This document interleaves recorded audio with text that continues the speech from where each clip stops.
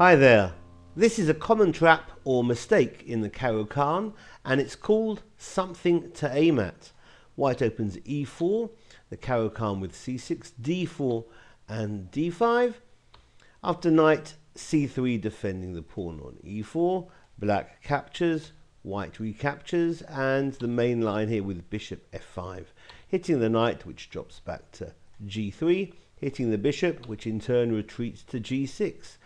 And now this move, knight ge2, is not the most common move for white. It falls well behind h4 or knight f3 or bishop c4 in terms of its popularity, but it has been played by Leko, Jobava, Svidler and Kamsky, and in fact it gives white the highest success percentages. So it's well worth considering this move, knight g to e2. Black can play the prophylactic h6, providing an escape route for the bishop once that knight from e2 jumps to f4, as indeed it does, hitting the bishop, and the bishop immediately retreats to h7. Bishop c4 developing, putting the bishop on a very aggressive diagonal, and black develops knight f6, white castles, and this is where the real inaccuracies start, with the move e6. Perfectly natural.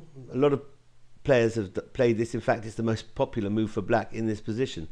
Better would have been knight b d7, because this move e6 simply gives white something to aim at, and that pawn on e6 now becomes a target. After rook e1, very hard for black to find any real decent defenses here. Black's already probably losing, believe it or not. If knight d5, then white has at least 3 winning lines. Queen h5 is already winning. It means that the pawn on f7 is pinned and the rook or the knight is threatening to capture on e6. That's one winning line. Another winning line would be bishop takes on d5. Now after c takes on d5, now queen takes on queen h5, again hitting e6, forcing g6, now queen e5, hitting the rook on h8. This is a terrible position for black. After rook g8, knight takes on d5. The queen can't recapture because queen takes, the pawn on e6, that target pawn is pinned by the rook on e1, and black's position really is in total ruin here.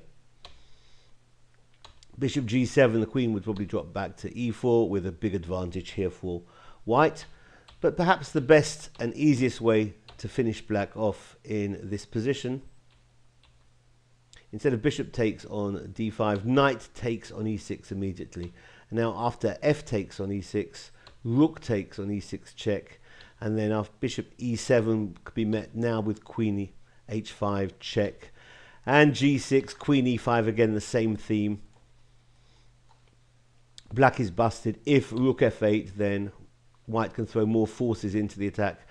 An idea is bishop d2 and then rook coming in, but more immediate is knight to e4, and that knight's heading in for perhaps d6 with a clearly won position for white. So this has been a trap in the Caro Kann called something to aim at. Hope you found it useful, and thank you for watching. Bye bye.